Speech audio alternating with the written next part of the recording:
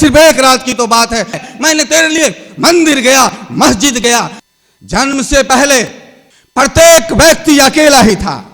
बड़ा नाम है उसका धर्मात्मा में, परम पूजनीय में, आदरणीय में। तो आंखें खोलो और देखो, हर तरफ पृथ्वी पर सन्यासी सन्यासी भरा पड़ा है। कैसे मैं आपकी वेद को मानूं? आप मिथ्या, आपका समाज मिथ्या, आपका धर्म मिथ्या। ज्ञानी को कभी कैद नहीं किया जा सकता। मेरा है तो आनंद है, तेरा है तो आनंद। चंद पलों की मैसर है जिंदगी, मिलेगी मौत तो हाथ सबके खाली होंगे। अकेलापन और एकांत।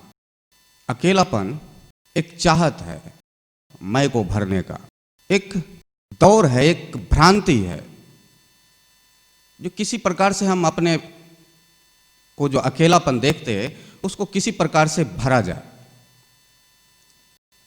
लेकिन उस अकेलापन को भरने में जब कोई व्यक्ति दौड़ लगाता है तो एक बात कॉमन है, मैं का। मेरी पत्नी, मेरा बच्चा, मेरा परिवार, मेरा घर, मेरा सुख, मेरा शांति, मेरा व्यवस्था, ये सिर्फ अपने को गुमराह करने का एक यत्न है। लेकिन मैं यानी ये सारी चीजें मेरे लिए हो। मैं खाली हूं, मुझे भरना है। कभी देखते होंगे गोवा के बीच में जाओ, हजारों लोग वहां आते जाते। कभी देखो मुंबई के बीच में या न्यूयॉर्क के बीच में आप घूमो, बहुत से लोग आते जाते रहते। जब कोई आपके साथ नहीं रहेगा तो निकलते तो है हजारों लोग वहां से, लेकिन आप महसूस करते हो कि मैं अकेला हूं, इनमें से कोई मेरा नहीं है। कभी किसी शहर में जाओ, अहमदाबाद जाओ, सूरत जाओ, किसी रेलवे स्टेशन पे खड़े हो जाओ, लोग तो लाखों हैं, हजारों हैं, आ रहे हैं, जा रहे हैं, लेकिन उसमें से आप देखते हो कि उनमें से कोई आपका नहीं है, आप अकेला हो। यह महसूस करते हो कि इसमें मेरा कोई नहीं है, इसलिए इसे कैसे भरा जाए, इसे कैसे भरपाई की जाए। इसी भरपाई के लिए आप विवाह करते हो। मैं अकेला हूं, उसी भरपाई के लिए आप बच्चे पैदा करते हो। मैं अकेला हूं, उसी भरपाई के लिए किसी को भी कह देते हो माँ है, पिता है, तुम चाचा हो, ये मेरा गांव है, ये मेरा देश है। सिर्फ अकेलापन को भरने के लिए, एक खालीपन। जिंदगी एक खालीपन जैसा लगता है, खाली खाली जैसा लगता है। इसलिए जब कोई मर जाता है शोक करते हैं, लेकिन उस शोक को कुछ दिन के बाद भरने का एक यत्न करते हैं। बेटा मरा, दूसरा बेटा पैदा कर लिया, पीछे वाले को भूल जाते हैं। एक खाली जगह जो हुआ था उससे भर दिए। उस खालीपन को भरने में जिंदगी निकलती चली जाती है, कैसे भरा जाए। और जब बुढ़ापे में पहुंचते हो, उस बुढ़ापे की अवस्था में देखते हो तो फिर वहां अब आगे कुछ नहीं है। अब आपके अंदर यह सामर्थ्य नहीं है कि अब आप खाली जगह को भर सकते हो। फिर पीछे की तरफ देखते हो कि आपने जिसको बनाया है, जो आपका परिवार है, वो आपका देखरेख कर रहा है कि नहीं कर रहा है। फिर शोर शराबा करते हो, फिर लड़ाई झगड़ा करते हो, फिर शिकवा शिकायत करते हो, क्योंकि अब आपके पास वो ऊर्जा नहीं रहा, अब आपके पास वो समय नहीं रहा, अब आप कुछ नहीं कर सकते, अब आप आगे नहीं देख सकते, अब आप सिर्फ पीछे देख सकते हैं। यानी आप अपने बच्चे को देख सकते हो, बच्चे के बच्चे को देख सकते हो, पड़ोसी को देख सकते हो। खालीपन जैसा कैसा भरा जाए, कोई नहीं पूछ रहा है आपको बुढ़ापे में। फिर भरपाई करने का कोशिश करते हो। जब नहीं भर पाते हो तो फिर झगड़ा करते हो, मेरा बेटा मुझे नहीं देख रहा है, मेरा बहू मुझे नहीं देख रहा है। ये लोग आपस में बांट लेते, मेरी तरफ ख्याल नहीं करते। कब तक भरोगे इस अकेलापन को? कब तक खालीपन को भरपाई करने का कोशिश करोगे? कहां? असंभव है। एक छिद्र को बंद करोगे, दूसरा छिद्र फूट पड़ेगा, दूसरे छिद्र पर आरसीसी करोगे, तीसरा ब्लास्ट हो जाएगा, कभी नहीं भर पाएगा। लेकिन एक बात जो कॉमन है वह है मैं अपने लिए उस खालीपन को भरने का कोशिश करता हूं। मैं इस मैं को समझना होगा। आखिर जब कहा जाता है स्वार्थी हो तुम, तो हो, क्योंकि मैं को भरने के लिए। मैं क्यों आप अमेरिका में रहकर अमेरिका का भक्त क्यों नहीं हो सकते? क्योंकि लगता नहीं है ये देश मेरा है। क्यों भारत में आते हो तो कहते हो भारत मेरा देश है? क्यों अमेरिका वासी यहां आ जाते फिर वो क्यों नहीं कहते भारत मेरा देश है? क्यों लगता है ये मेरा नहीं? उस भीड़ की तरह, उस रेलवे स्टेशन की भीड़ की तरह, इससे मेरी भरपाई नहीं होगी। जहां मैं कह सकूं, जिसमें मेरा वर्चस्व आ सके, मेरा एक आकार हो सके, मेरा खालीपन को दूर किया जा सके, मैं अपने को भर सकूं और फिर कह सकूं मैं सुखी हूं, मैं संतुष्ट हूं। इसी खालीपन को भरते भरते भरते भरते जिंदगी निकल जाती। बस यही भ्रांति, यही। और जब आप खालीपन को भरने के लिए जब जाते हो तो फिर आप अपने स्वरूप से निकलकर पररूप में आ जाते। बात मैं की ही है, बात मेरा ही है। कृष्ण भी कहते हैं मैं, कंस भी कहता है मैं, राम भी कहते हैं मैं, रावण भी कहता है मैं, ज्ञानी जन भी कहते हैं मैं, और आप भी कहते हैं मैं। बात मैं का ही है। बस मैं में एक आकार है, इसलिए अहंकार। मैं में जो एक आकार लिया, अहम मतलब मैं, एक आकार जैसे आया वो हो गया अहंकार। आप घिर चुके हो जाल में अहंकार की। अहम तक ठीक है, जैसे एक आकार आपने बनाया तो आप बाप बन गए, पिता बन गए, देशभक्त बन गए, सब कुछ होते चले। लेकिन जब उस खालीपन को भरने के लिए जब आप चल रहे थे तो कामयाबी मिली तो ठीक है, ना मिली उस खालीपन को भरने के लिए तो फिर ब्लेम परमात्मा की तरफ लगाने लग गए। हे भगवान, मेरे साथ आप ऐसा क्यों करते हो? मैंने ऐसा क्या बिगाड़ा? मैंने ऐसा कौन सा पाप किया? और फिर उस भगवान से प्रार्थना करते हो आपके खालीपन को, आपके अकेलापन को दूर करें। इसी में आपका मंदिर, मस्जिद, ये सब का निर्माण होता चला गया और आप भक्त बनते चले गए। आप मंदिर जाना शुरुआत कर दिए। भला एक बात बताओ, एक घर को छोड़कर दूसरे घर में जाओगे, आप कैसे धार्मिक हो जाओगे? मंदिर भी तो एक घर ही है ना। तो आप अपने घर को छोड़े पर घर में गए, इससे आप बदल कैसे गए? आप पूजनीय कैसे हो गए? आप धर्मात्मा कैसे बन गए? एक घर में हो, दूसरे घर में कदम रखा और कहते मैं धर्मात्मा हो गए। कैसे हो सकते हो धर्मात्मा? घर बदलने से कैसे धर्मात्मा हो सकते हो? आपको उस खालीपन से परे, उस अकेलापन से परे आपको एकांत का रास्ता ढूंढना पड़ेगा, तब भरपाई हो सकती है। तब मंदिर जाए बगैर भी मंदिर का लाभ हो सकता है, तब पूजा किए बगैर भी पूजनीय हो सकते हो। लेकिन कैसे? ये जो अहम के ऊपर जो एक आकार बना रखे हो, मैं बाप हूं, मैं दादा हूं, मैं ये हूं, मैं ठिकाना हूं, मैं बड़ा हूं, मैं छोटा हूं, मैं अमीर हूं, मैं गरीब हूं, मैं शूद्र हूं, मैं ब्राह्मण हूं, मैं इस देशवासी हूं, मैं परदेशवासी हूं, मैं इस गांव का हूं, मैं उस गांव का हूं। एक आकार जो है ये भ्रमित कर रखा है, ये अशांत कर रखा है, ये दुखी कर रखा है। इसलिए विवेकानंद एक अद्भुत कहानी बार बार कहते थे। कोई शेर, किसी शेर का बच्चा बिछड़ जाता है अपने मां से और सियार के झुंड में शामिल हो जाता है। सियारों ने उसकी परवरिश की, पालन किया। शेर का बच्चा सियार के बीच में आया तो सियारों ने उसकी परवरिश की, पालन किया। सियार के बच्चों के साथ खेला कूदा, बड़ा हुआ। शेर की जो दहाड़ थी, जो शेर का बच्चा था, वो सियार के साथ पलते पलते वो दहाड़ चली गई। वाओ वाओ वाओ वाओ, ऐसा शेर का बच्चा करने लगा। पता चला उस जंगल में दूसरा कोई शेर दहाड़ मार रहा है, सभी सियार भागे। तो जब सभी सियार भागे तो सियार के साथ शेर का बच्चा जो सियार के झुंड में था वो भी भागता है, वो भी अपनी जान बचाने के लिए भागता है कि शेर आ गया, शेर आ गया, शेर आ गया, भागो भागो, भाग पड़ता है। जैसे सियार छुपने के लिए जगह ढूंढ रहा था, उस शेर का बच्चा भी छुपने के लिए जगह ढूंढ रहा था। लेकिन जो शेर दहाड़ लगा रहा था उसने देखा कि सियार भाग रहा है, ये बात तो समझ में आ रहा है क्योंकि मैं शेर हूं, उसे भागना पड़े। लेकिन मुझे देखकर, एक शेर को देखकर एक शेर भाग रहा है, यह बात समझ में नहीं आता। पकड़ा, दौड़ लगाया शेर।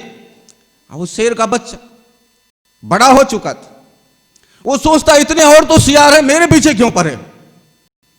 शेर उसके पीछे ही पड़ा है, तू क्यों भाग रहा है? उस शेर का बच्चा जो सियार के झुंड में है कहता है हद होगी, मैं जितना भी रेस लगा रहा हूं तुम मेरे पीछे ही क्यों पड़े? शेर का बच्चा भागते भागते भागते जा रहा है और शेर उसके पीछे पड़ा है, मैं इसे पकड़ के रहूंगा। और भागता है शेर, और उसके पीछे जाता है और भागता है। अब सियार पीछे रह गए, शेर आगे, फिर पकड़ा, गला पकड़ा, दबोचता है, बैठाता है, बोलता है बैठ इधर। शेर का बच्चा बैठता है, हाथ पैर उसके कांप रहे, बोलता है माए बाप मुझे छोड़ दो, मैंने अभी ठीक से जिंदगी देखा भी नहीं, आप क्यों मुझे मारने पर तुले? बोले पगले, मैं तुझे काहे को मारूंगा? मैं तो आश्चर्यचकित हूं तुझे देखकर कि एक शेर को देखकर एक शेर भाग रहा है। बोला भला मैं कैसे शेर हो सकता हूं? शेर तो तुम हो, अब मैं ना भागू तो तुम खा जाओगे, हम तो सियार ठहरे। तो बोले अरे पगले, तू मेरे जैसा है, मेरी तरह तेरी आंखें हैं, मेरी तरह तेरी जुबान है, मेरी तरह तेरे नाखून है पंजे का, मेरी तरह तू चलता है, मेरी तरह तू बोलता है, फिर तू सियार कैसे हो सकता है? अब सियार का बच्चा मानने को तैयार, शेर का बच्चा सियार के झुंड में मानने को तैयार नहीं। मैं कैसे, मैं तो सियार के बीच में हूं, इसलिए सियार का बच्चा हूं। बोले तू मानेगा नहीं, चल मेरे साथ। एक तालाब के पास ले जाकर अपनी मुंह दिखाता है, दोनों के रूप एक बार देखता है। तो पहली बार सियार के झुंड में रहने वाला शेर का बच्चा एक गर्जना करता है, तो फिर दूसरे सियार भी भाग पड़ते और वो बोलते अरे हमारे बीच में शेर था, हमें पता ही नहीं चला। उसी प्रकार आत्मा का अंश अविनाशी हर जीव है, एक अहंकार पे एक आकार लगाकर बैठा है, शेर का बच्चा होकर सियार का बच्चा बन चुका है। वह कहता है मैं दुखी हूं, वह कहता है मैं लज्जित हूं, वह कहता है मैं शर्मिंदा हूं, वह कहता है परमात्मा मेरे ऊपर अत्याचार करता है, वह कहता है देवी मेरे ऊपर अत्याचार कर रही है, वह कहता है सारा दुनिया का दुख मेरे ऊपर है। सियार का बच्चा बन चुका है, एक आकार। जब वो मम्मी बना तो अहंकार, जब वो बाप बना तो अहंकार, जब बेटा बना तो अहंकार, जब शादी की तो अहंकार, जब पति बना तो अहंकार, जब पत्नी बना तो अहंकार, जब देशवासी बना तो अहंकार, कुछ भी बना तो अहंकार, कुछ भी बना तो सियार के झुंड में रहने वाला एक शेर का बच्चा फंस चुका है। एक पुरानी कहानी है, पुराण में अक्सर कहा जाता है कि एक राजा शिकार करते करते रास्ता भूल जाता है, जंगल में जाता है, भटक जाता है, दूर कहीं उसे एक झोपड़ी नजर आती है। झोपड़ी को देखकर थोड़ी से आस जगता है उस राजा को कि चलो हम देखते हैं इस भरी जंगल में कोई झोपड़ी दिख रहा है, क्यों ना आज रात वहीं रुका जाए और उससे पूछा जाए कि हमें एक रास्ता बता दो, हम भटक चुके हैं। राजा उस झोपड़ी के पास पहुंचता है, बाहर से आवाज लगाता है, झोपड़ी के अंदर कोई बैठा हुआ रहता है। राजा ने जैसे ही आवाज लगाई, झोपड़ी के अंदर बैठा हुआ व्यक्ति कहता है कि कौन हो भाई? बोलता है मैं राजा हूं। झोपड़ी के अंदर बैठा हुआ बोलता है हर आदमी मेरे दरवाजे पर आकर यह कहता है कि मैं राजा हूं, तो फिर मेरे दरवाजे पर क्या कर रहे हो? मैं रास्ता भटक चुका हूं, इसलिए तुम दरवाजा खोलो, मैं आज रात यहां आराम करना चाहता हूं। झोपड़ी के अंदर बैठा हुआ व्यक्ति कहता है हर आदमी कहता है कि मैं रास्ता भटका हुआ हूं, मेरे लिए दरवाजा खोलो और मैं एक रात यहां रहना चाहता हूं। राजा बोलता है अरे पगले, मैं तुझे माला माल कर दूंगा, तू एक बादशाह से बात कर रहा है, तू दरवाजा तो खोल, तेरे घास फूस की झोपड़ी है, मैं सोने चांदी से बना दूंगा। झोपड़ी के अंदर बैठा हुआ व्यक्ति कहता है हर आदमी यही कहता है दरवाजे पर आकर कि तेरी घास की झोपड़ी है, तू दरवाजा तो खोल, तेरी झोपड़ी को सोने चांदी से बना दूंगा। बोलता है देख भाई, बाहर बहुत अंधेरा है, तू दरवाजा तो खोल। झोपड़ी के अंदर बैठा हुआ कहता है हर आदमी यही कहता है कि बाहर बहुत अंधेरा है, तुम दरवाजा तो खोलो।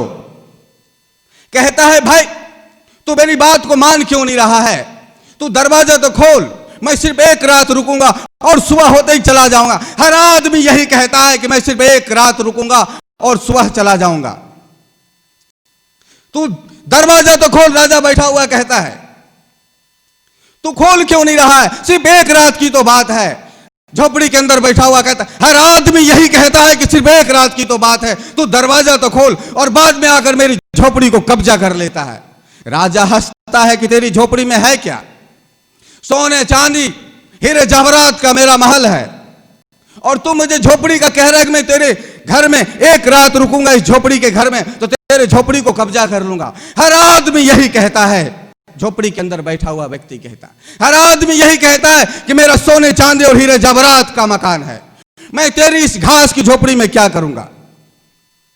भाई मैं हाथ जोड़ता हूं, तू दरवाजा तो खोल, सिर्फ एक रात की बात है, मैं तेरी झोपड़ी को कब्जा नहीं करूंगा। दया करके दरवाजे को खोल देता।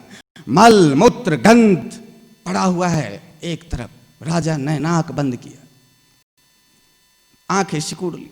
बोला इस झोपड़ी के लिए तू कह रहा था कि मैं तेरी झोपड़ी को कब्जा कर लूंगा? इधर पैखाना, इधर कफ पित्त, इधर मूत्र, ये सड़े हुए ढांचे, ये सड़ता हुआ तेरा ये सारा व्यवस्था, अंध गंध दुर्गंध जैसी ये व्यवस्था है, मैं इसको कब्जा कैसे कर लूंगा। झोपड़ी के अंदर बैठा हुआ व्यक्ति मुस्कुराता है।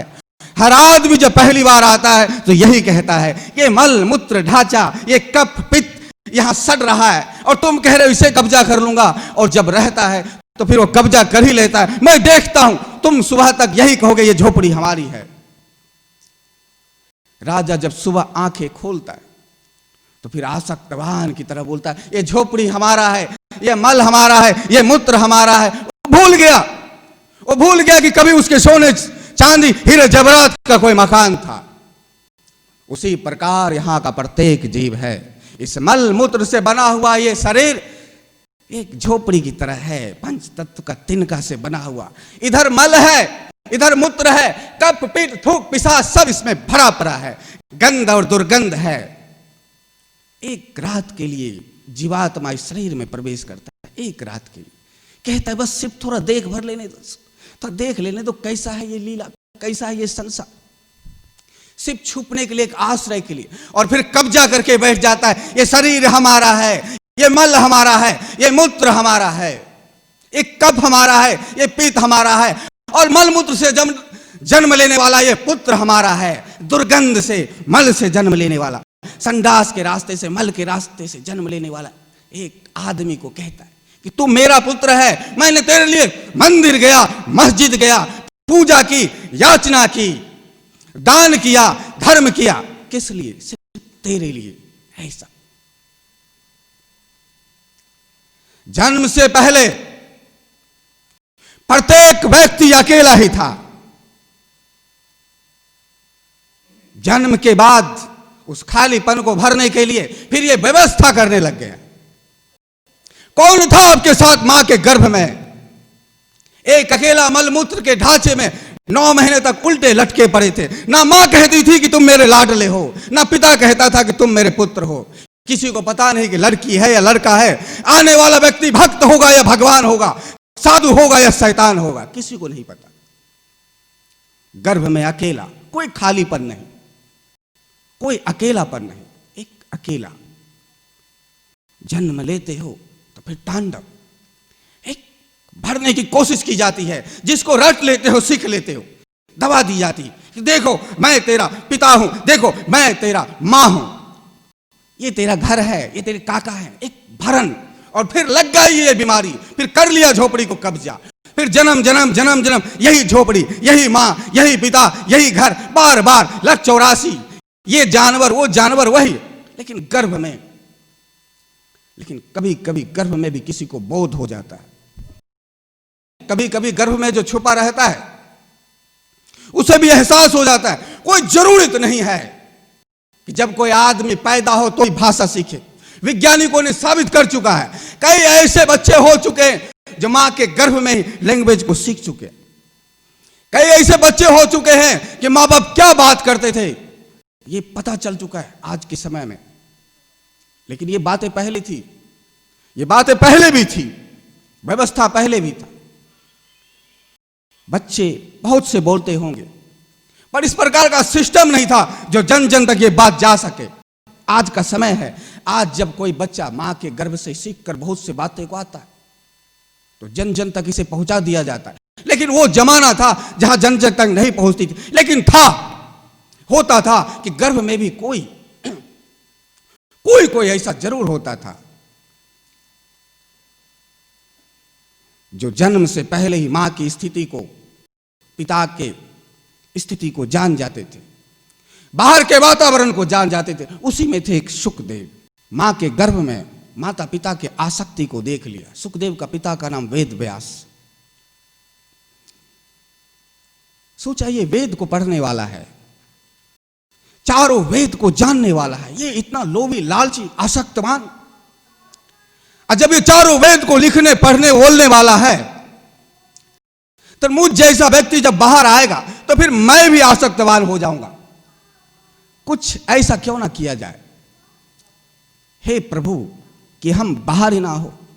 तो जब चारों वेद का रचयिता लिखने वाला वेद व्यास, बोलने वाला वेद व्यास, बड़ा नाम है उसका धर्मात्मा में, परम पूजनीय में, आदरणीय में, ये आदमी लोभी लालची कपटी हो चुका।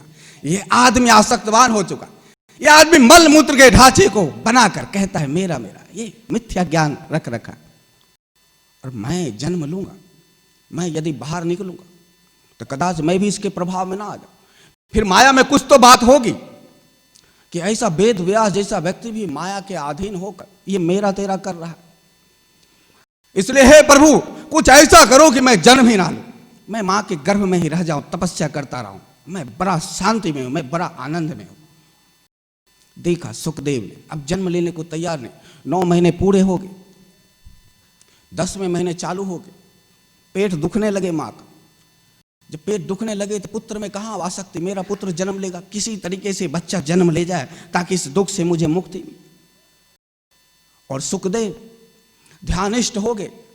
अब वो काहे को बाहर निकले, सुखदेव मां के गर्भ में, मां का जो गर्भ था और पेट था दर्द के मारे तड़पे जा रहे, क्या किया जाए। वेद को बुलाया गया, उस समय के जो डॉक्टर थे उनको बुलाया गया, दिखाया जाता है, बोलते बच्चे अपनी तरफ से कोई जोर लगा ही नहीं रहा है, क्या करें। उस समय ऑपरेशन की व्यवस्था नहीं थी, जो पेट का चीरा फाड़ो और बच्चे को निकाल लो। मां तो जोर लगाए पर बच्चे को भी तो जन्म लेने के लिए जोर लगाना पड़ता है, बच्चे ने कोई जोर नहीं लगा। और जब मां जोर लगा रही है तो बच्चे और ऊपर की तरफ छटक जाते, आ ही नहीं रहे। हर तरफ एक हंगामा सा हो गया कि वेद व्यास का पत्नी अब है कि तब है, कहीं मर ना जाए, बहुत दर्द के मारे तड़प रही है। भगवान कृष्ण को बुलाया गया, भगवान कृष्ण ने ध्यान लगाया और ध्यान से देखता है सुखदेव ध्यानिष्ठ है, सुखदेव बाहर नहीं आना चाहते। ध्यान में टेलीपैथी के द्वारा कृष्ण सुखदेव से कहते बेटा तू बाहर आ जा, तू घबरा मत। सुखदेव कहते ना ना, आपको ज्ञान की प्राप्ति हो गई, कोई जरूरत थोड़ी कि हर किसी को ज्ञान की प्राप्ति हो जाए। मेरे बाप को देखो, ये इतना 4 वेद का ज्ञाता, ये भ्रष्ट हो चुका है। तो भगवान कृष्ण कहते हैं बेटा तू आ जा बाहर। तो सुखदेव कहता है ना प्रभु ना, आप जैसे हम थोड़ी हैं और हर कोई योग थोड़ी है कि किसी को आत्मज्ञान की प्राप्ति हो जाए। हम आए और कदाच अपने बाप की तरह हो जाए, हम भी शादी करते रहे, हम भी 2 बच्चे पैदा करते रहे, हम भी मेरा तेरा करते रहे, हम भी एक घर बसाते रहे, हम भी कहे यही संसार है, हमें उस संसार में नहीं रहना। इतना तो पता चल गया कि माया प्रबल है, ये ग्रसित कर लेता है। मैं माया का शिकार होना नहीं चाहता, मैं बाहर के हवा को लेना ही नहीं चाहता। मैं पूर्ण हूं, मैं अखंड हूं, मैं शांति को प्राप्त हूं, मैं ध्यानिष्ठ हूं, मैं समाधिष्ठ हूं, मुझे किसी की जरूरत नहीं, मुझे बाहर नहीं आना। कृष्ण कहते पगले तो बाहर नहीं आएगा, तेरे ऊपर कलंक लग जाएगा कि तेरे वजह से तेरी मां मर गई, ये दर्द को बर्दाश्त नहीं कर पा रही, इसलिए तू जन्म ले कि इसकी जान बचे। सुखदेव कहते ऐसे भी तो मरेगी, हमें क्या लेना देना बातों से, और हम जन्म लेंगे तब ये हमारी मां होगी ना, जन्म के बगैर क्या। जब हम गर्भ में है तो कोई हमारी मां नहीं, कोई हमारा पिता नहीं। कृष्ण कहते मेरे लिए तो मैं तुझे वचन देता हूं, तुझे माया ग्रसित नहीं करेगी, तू बाहर आ, मैं हूं, तुझे हमेशा मार्गदर्शन करता रहूंगा, तू बाहर आ। भगवान कृष्ण ने वचन दिया, सुखदेव बाहर आते, सुखदेव का जन्म होता, और जैसे सुखदेव जन्म लेते वैसे ही छोटे छोटे पैरों से चलने लगते और जंगल की तरफ जाने लगते। मां का भी ब्लडिंग चालू ही है, सुखदेव जंगल की तरफ जा रहे हैं। कृष्ण पूछते हैं क्या हुआ सुखदेव।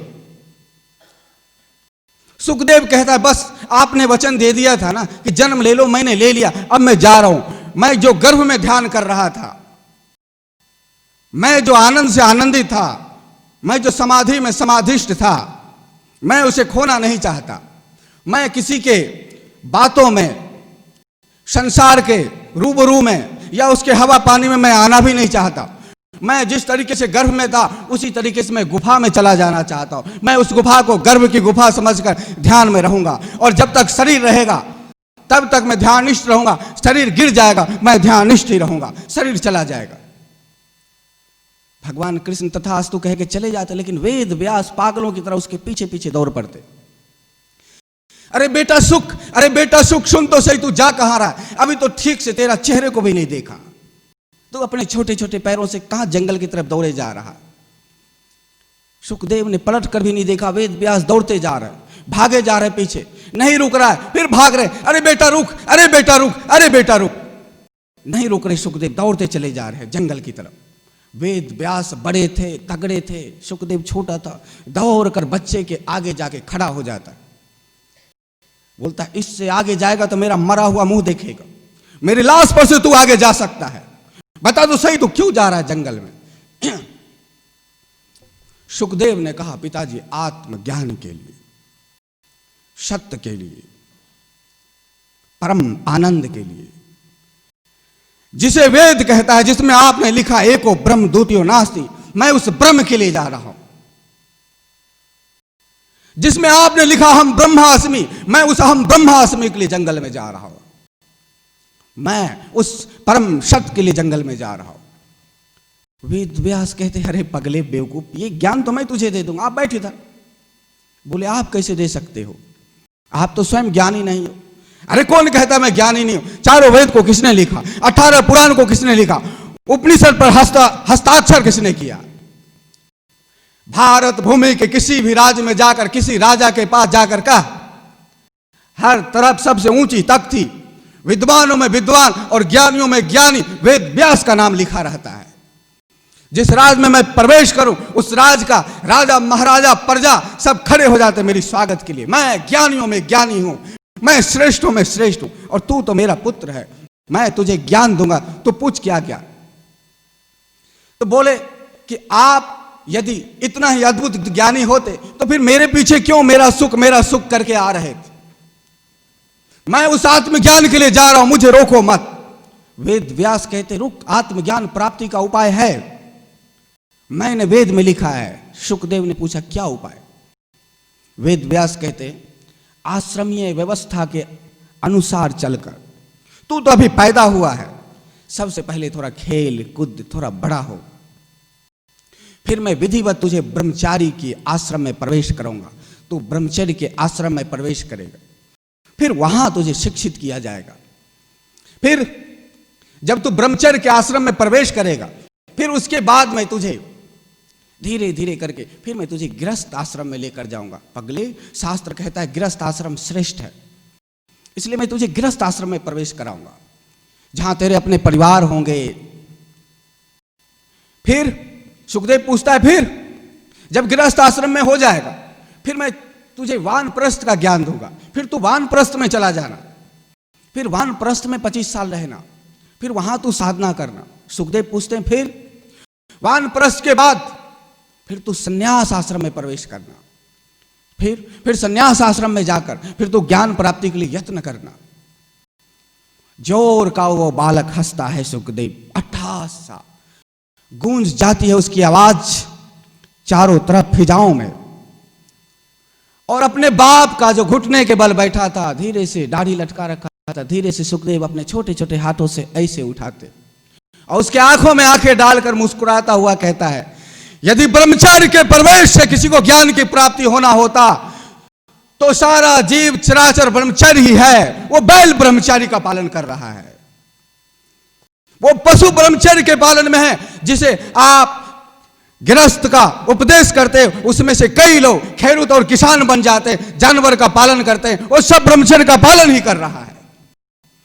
यदि ब्रह्मचर्य के पालन से यदि ज्ञान की प्राप्ति होना होता तो सारा संसार में ब्रह्मचर्य आश्रम का व्यवस्था भी है। एक कीट पतंग, बिल्ली, कबूतर, ये सब के सब को ज्ञान की उपलब्ध हो गया होता। फिर आप कहते हो गृहस्थ आश्रम में प्रवेश करो और गृहस्थ में ज्ञान की प्राप्ति हो जाता है। पिताश्री जरा बताओ तो सही, इस पृथ्वी पर कौन ऐसा है कि गृहस्थ आश्रम में नहीं है। एक पंछी भी घोंसला बनाकर बच्चे पैदा करता है और दबदबे के साथ कहता है मैं तेरा बाप हूं। फिर आप ऐसा कह रहे हो, मुझे कुछ आश्चर्य नहीं होता है। जब आप कहते हो वानप्रस्थ में जाकर ज्ञान की प्राप्ति करो, तो इन जंगली जीवों को देखो, इन जंगली जानवरों को देखो। हे पिताश्री, सारा जानवर, सांप, शेर, चीता सब जंगल में ही रहते, फिर उसे ज्ञान की प्राप्ति क्यों नहीं होती है। जब आप कहते हो संन्यास में जाकर तू यत्न कर ज्ञान प्राप्ति कर, तो आंखें खोलो और देखो हर तरफ पृथ्वी पर सन्यासी सन्यासी भरा पड़ा है, किसी को आत्मज्ञान की प्राप्ति नहीं हुई है। कोई गर्व से नहीं कहता है अहम ब्रह्मास्मि। फिर कैसे मैं आपकी वेद को मानूं, कैसे कहूं कि आपका चारों व्यवस्था ठीक है, मैं कैसे कहूं कि ब्रह्मचर्य महान है, मैं कैसे कहूं कि गृहस्थ महान है, मैं कैसे कहूं कि वानप्रस्थ महान है, मैं कैसे कहूं कि सन्यास महान है। रोको नहीं, मुझे जाने दो। आप मिथ्या, आपका समाज मिथ्या, आपका धर्म मिथ्या। कोई किसी को अहम ब्रह्मास्मि का बोध नहीं होता है। अहम ब्रह्मास्मि, आत्मज्ञान का बोध नहीं होता है किसी को। भटका, एक भरपाई, एक सिर्फ खालीपन को दूर करने का एक यत्न। बढ़ाते जाओ व्यवस्था को, व्यवस्था करते जाओ। नहीं है तो एक कबूतर को पाल लो जब घर में कोई नहीं रहता है, और कोई नहीं है तो कुत्ते को पाल लेता है, सिर्फ अकेलापन को दूर करने के लिए। कबूतर से बात करता है, पोपट से बात करता है आदमी। कितना बेबस और असहाय हो चुका है। वो शेर की औलाद शेर है, सियार बन चुका है। कहीं बिल्ली को पाल रखा है, कहीं कबूतर को दाने दिया जा रहा है, कोई गाय को रख लेता है, कोई गाय को माताओं में लगा हुआ है, कोई पत्थर को आकार बना लेता है, फिर भगवान कहता है। सिर्फ खालीपन को दूर करने के लिए एक यत्न है। लेकिन कहीं तो कोई किसी को, हर युग में, हर क्षण, कोई भी देश हो, कहीं से तो उठता ही है। किसी को तो ये बात होगा, खालीपन को नहीं, खालीपन को दूर करने का यत्न नहीं। मैं कौन हूं इस सत्य को जानने के लिए यत्न करना है। मुझे भरपाई नहीं करना है कि एक मकान बनाए, कहीं फूल के गुलदस्ते लगा दिए, कहीं पर्दा लगा दिया, खाली मकान है, सिर्फ भरते जाओ भरते जाओ, शो ना हो, वो शो ना हो। ईरान की धरती पर आवाज गूंज गया 1000 वर्ष पहले, यानी 10वीं सदी में। मंसूर नाम था उसका। आश्रम में गए, इस्लाम में थे, मुसलमान थे, सूफियों के सानिध्य में रहे, और देखते देखते देखते देखते साधना करते करते करते करते आत्म अस्थित हो गए। खालीपन हटा, अकेलापन छटा, अब एकांत में आ गया। एकांत का क्या अर्थ? खालीपन का क्या अर्थ? खाली खाली जैसा लगता है, कुछ नहीं, सुना सुना जैसा लगता है, ये जग सुना, ये संसार सुना। एकांत, जहां एक को छोड़कर सबका अंत हो जाए, एकांत, इसी को एकांत कहते हैं। इसलिए अकेलापन और एकांत में अंतर है। अकेलापन, मैं अकेला हूं, कोई मुझे देख नहीं रहा है, कोई मुझे पूछ नहीं रहा, इतना करता हूं तो भी, ये अकेलापन। और अकेलापन में खालीपन को भरने का कोशिश। लेकिन जब ये चीजें से परे हो जाता है, किसी गुरु के सानिध्य में आ गए, किसी सत्पुरुष का कोई वचन काम आ गया। वचन किसी के कोई काम नहीं आता है जब तक अपना ना लगे। लगे नहीं, वचन भी, गुरु भी मिल जाए, भगवान भी मिल जाए। जिस युद्ध भूमि में कृष्ण खड़े थे, वहां तो 18 अक्षौनी सेनाएं आदमी रूप में ही खड़ा था। एक अर्जुन को उपदेश किया जा रहा है, कृष्ण सामने हो, राम सामने हो, कोई फर्क नहीं पड़ता। राम सामने हो तो अपनी खालीपन दूर करने के लिए, मेरा संतान नहीं हो रहा, एक बच्चे दे दो प्रभु। सुना है आप भगवान हो पूरे पृथ्वी का, मुझे 2 बीघा जमीन दे दो प्रभु। सुना है आप भगवान हो तो एक मेरे घर बना दो प्रभु। ये खालीपन दूर करने के लिए जहां गए भीख मांगना चालू कर दे। खालीपन कैसे भरा जाए? लेकिन ऐसा सबके साथ नहीं होता। कोई तो होता है, कोई तो कभी कभी इस धरती पर, इस धरा पर कोई तो फूल खिलता ही है। कीचड़ में कभी तो कमल होता ही। मंसूर को ज्ञान हो गया, और जब ज्ञान हो गया तो बड़े आनंद से कहते हैं, हक हक हक अनल हक, अहम ब्रह्मास्मि। हाहाकार सा मच गया। ये घोषणा जब जब किसी भी धरती पर किसी ने किया है, जब जब बोला है, या तो पागल समझा, या तो गलत समझा, या तो अभक्त समझा। उसे भक्त समझा ही नहीं गया, ज्ञानी तो उसे समझा ही नहीं गया। ज्ञानी किसे समझा गया? जो कृष्ण को जानता है उसे नहीं। ज्ञानी उसे समझा गया जो कृष्ण के लिखे हुए शब्दों का अर्थ जानता हो, जो अक्षरों को जानता हो, उसे ज्ञानी समझा गया। जो कृष्ण को जानता हो उसे ज्ञानी नहीं समझा गया। जो लिखा पढ़ा, जो किताबों को जानता, जो वेद को जानता हो उसे ज्ञानी समझा गया। जो परमात्मा को जानता उसे कभी ज्ञानी नहीं समझा गया, चाहे धरती भारत का हो, चाहे ईरान का हो। हक हक अनल हक, अहम ब्रह्मास्मि, मैं सत्य हूं। कौन स्वीकार करे? मुल्लाओं मौलवियों का भीड़ इकट्ठा हो गया। सबने कहा, ये देखो, ये परमात्मा के खिलाफ ये बात कर रहा है, ये नास्तिक है, इसे रोको, मारो इसे। मंसूर को रोका गया, बात खलीफा तक पहुंची। खलीफा ने उसे जेल दे देता है, जेल में बंद कर देता है। उस जेल में 300 कैदी रहते हैं। बड़े आनंद से एक कोने में बैठे हुए मंसूर कहता है हक हक हक अनल हक। 300 कैदी थे, सब के सब वहां आते, बोलते हैं एक बात मेरी समझ में नहीं आया है मंसूर, कैदी तो मैं भी हूं, कैदी तो तुम भी हो, सजा मैं भी पा रहा हूं, सजा तुम भी पा रहे, पर तुम प्रसन्न क्यों हो? तुम्हारा आनंद का रहस्य क्या है और मैं दुखी क्यों हूं? तुम्हें ऐसा क्यों नहीं लगता है कि तुम जेल में बंद हो? कभी भी जेल में कौन बंद हो सकता है? आखिर जेल बनाया किस लिए गया है? दुख देने के लिए ही ना। आखिर तुम कहते परमात्मा मुझे कष्ट दे रहा है, तो तुम कष्ट हो रहा है, तुम्हें दुख हो रहा है, तभी परमात्मा दे रहा है ना। जब तुम कहते दुश्मन मुझे हैरान कर रहा है, दुश्मन मुझे कष्ट दे रहा है, तो इसका मतलब तुम्हें कष्ट हो रहा हो ना। लेकिन जब तुम किसी को कष्ट दे रहे होंगे और उसे कष्ट ना हो रहा होगा, तब तुम क्या करोगे?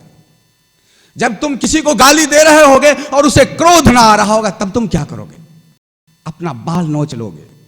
जब तुम किसी को मारने के लिए जाओगे, मारोगे और चीखेगा नहीं, तब तुम क्या करोगे? फिर चीखने की बारी तुम्हारी होगी। जब तुम चाकू लोगे और किसी के पेट में घुसे रहोगे और मुस्कुरा रहा होगा, तब तुम क्या करोगे?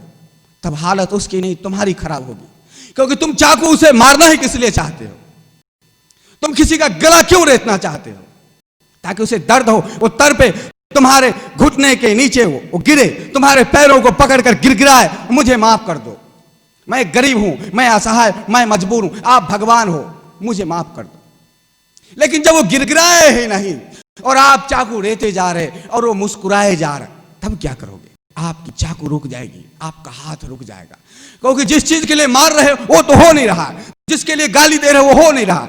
आप किसी को दुखी देना चाहते हो, किसी का जमीन छीन लेना चाहते हो, छीन लो जमीन, लेकिन उसे कोई फर्क ही ना पड़े, फिर क्या करोगे आप?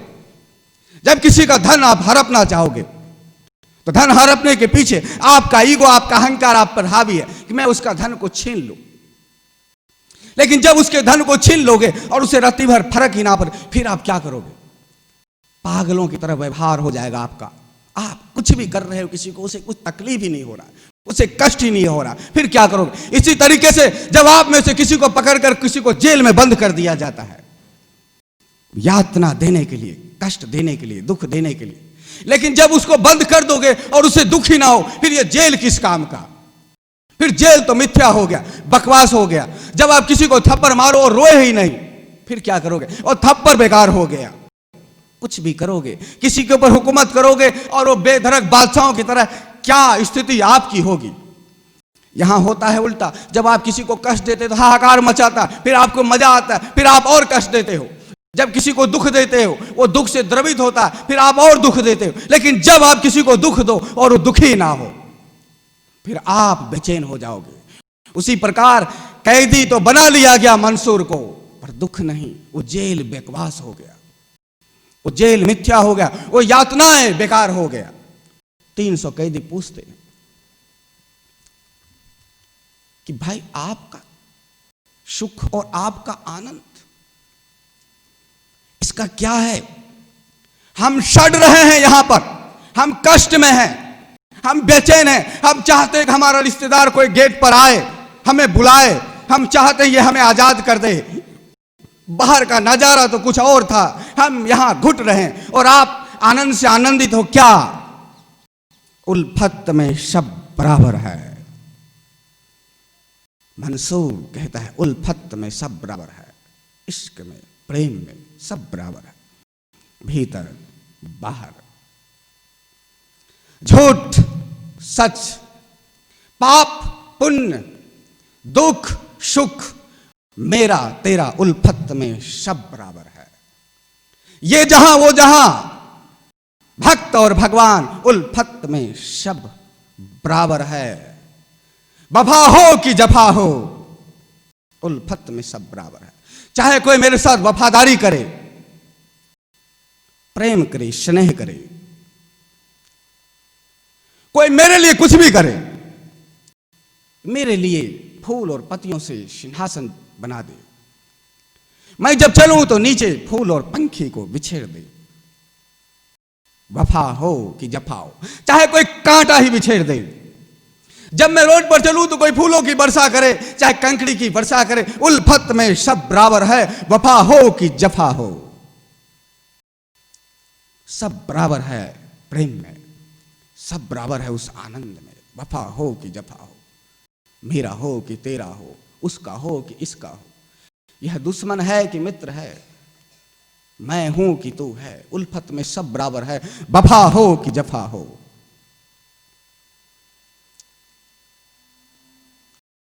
हर बात में लज्जत हो, हर बात में लज्जत हो, हर बात, प्रत्येक चीज में लज्जत, आनंद, स्वाद, हर बात में, कांटों में भी, फूलों में भी, ताजों में भी, गुलाबों में भी, गलियों में भी, अमीरों में भी, गरीबों में भी, इसमें भी, उसमें भी, हर बात में लज्जत हो, जो दिल में मजा हो। जब दिल में आनंद हो, हृदय में आनंद हो, आत्मज्ञान से परिपूत हो, तो हर बात में लज्जत आ जाती है। सब कुछ आनंद आनंद सा लगता है, कहीं दुख नहीं, कहीं शोक नहीं। नहीं तो जब हर बात में लज्जत हो, जब दिल में मजा हो, जब दिल में मजा ना हो, जब हृदय में आनंद ना हो, तो फिर दो चीजें दिखेगा हमेशा सबको, ये मेरा मित्र है और ये मेरा शत्रु है, ये मेरा परिवार है, वो तेरा परिवार है, ये मेरा गांव है, वो तेरा गांव है, ये मेरा देश है, वो तेरा देश, फिर मेरा तेरा। हर चीज में दो बात करोगे, एक पक्ष एक विपक्ष, एक इस तरफ एक उस तरफ, एक मेरा वाला एक तेरा वाला, फिर मैं, फिर तू, फिर तू, फिर मैं। पर हर बात में लज्जत हो, जब दिल में मजा हो। तो मंसूर कहता है हर बात में लज्जत हो, जब दिल में मजा हो। उल्फत में बराबर है, वफा हो कि जफा हो, सब बराबर है। तुम सोचते हो कि मैं कैद हूं, कैदी हूं, इसलिए तुम सोचते हो कैदी हो, तो इसका मतलब बाहर के नजारे को तुम अलग से देखना चाहते हो, अंदर के नजारे को तुम अलग से देखना चाहते हो। बाहर तुमने दुनिया अलग बनाई है, अंदर तुमने दुनिया अलग बनाई है। ये दुनिया तो किसी की बनाई हुई है ही नहीं, जेल में उसने डाला है, पर दुनिया तो तेरी है। ज्ञानी को कभी कैद नहीं किया जा सकता, ज्ञानी को कभी मारा नहीं जा सकता, ज्ञानी को कभी दुखी नहीं किया जा सकता। क्यों? सबकी अपनी दुनिया है। आपने जिस तरीके से अपनी दुनिया का निर्माण किया है कि जेल में जाऊंगा तो कष्ट, सामने वाला जेल में डाल देता है, फिर कष्ट। आपने जिस तरीके से दुनिया का निर्माण किया, पैसा नहीं है तो कष्ट, सामने वाले जब पैसा नहीं हो तो फिर आप कष्ट में आते। लेकिन हर बात में लज्जत हो, जब दिल में मजा हो, जब अंदर आत्मज्ञान से प्रफुल्लित आनंदित रहता है, तो फिर कोई बात ही नहीं। हर बात में लज्जत हो, हर बात आनंद है। मित्र भी है तो आनंद है, शत्रु भी है तो आनंद है, मेरा है तो आनंद है, तेरा है तो आनंद है। देख, इस रास्ते से नहीं जाना, ये रास्ता मेरा है। बड़े खुशी की बात आपकी है, कोई बात नहीं, हम उस रास्ते से निकल, वो रास्ता भी मेरा, ठीक है, हम यहीं रुक जाते, जहां रुके हो वो भी मेरा, ठीक है, तुम ही उठा के कहीं रख दो, हम नहीं उठा के रख सकते, तो फिर आपको कष्ट है, हमें क्या, हम इधर भी नहीं जाएंगे उधर भी नहीं जाएंगे, अब आपको तकलीफ है, आप ही उठा के इधर रख दो। हर बात में लज्जत, जब दिल में मजा। 300 कैदी मुक्त सा हो गए, 300 कैदी झूम सा उठा उस जेल में। खलीफा आश्चर्यचकित हो गया जब आपके देश में किसी को कैदी बनाकर रखा जाए और वो नृत्य करने लगे, गीत करने लगे। माने ही नहीं, एक दीवाल है, जो मिला सो खाया, जहां मिला सो सोया, सन्यासी हो गया। 300 के 300 कैदी। इतिहास में पहली बार ऐसा हुआ कि मंसूर जैसे ज्ञानी को कैद किया गया और उसके 300 जो दूसरे कैदी थे सब की सब सन्यासी हो गए।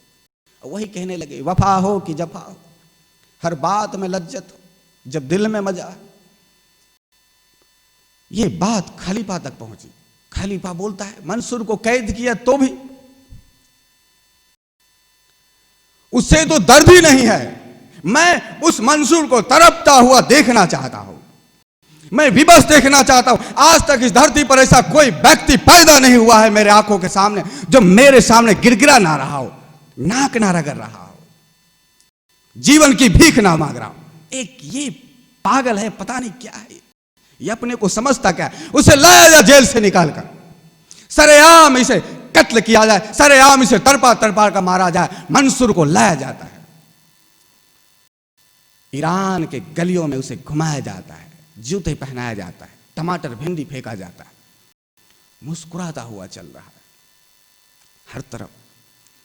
कहता है ये मंसूर नास्तिक है, ये पापी है, ये बेधर्मी है, ये अधर्मी है, इसे खींच कर लेकर चलो, इसे नचा नचा कर मारो, इसे तरपा तरपा कर मारो। खलीफा कहता है इतनी आसान मौत उसे ना दो, बेरहमी से मारो इसे, आखिरी चीख तक भी मैं देखना और सुनना चाहता हूं कि गिड़गिड़ा रहा हो, हाथ जोड़ रहा हो, विनती करना चाह रहा हो, विनती करता हूं कि हाँ मुझे माफ कर दो, मुझे क्षमा कर दो, मुझे छोड़ दो, मेरे जिंदगी को बख्श दो।